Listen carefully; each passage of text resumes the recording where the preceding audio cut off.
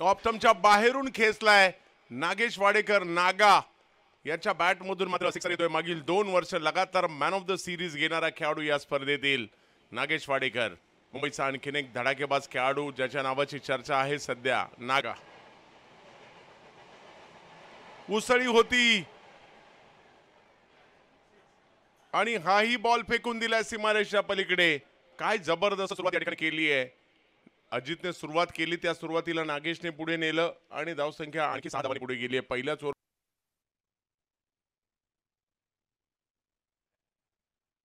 यावेळेला आणखीन एक चांगला फटका या ठिकाणी त्यांना पाहायला मिळाला. इनसाइड आउट पद्धतीचा फटका या ठिकाणी खेळाय.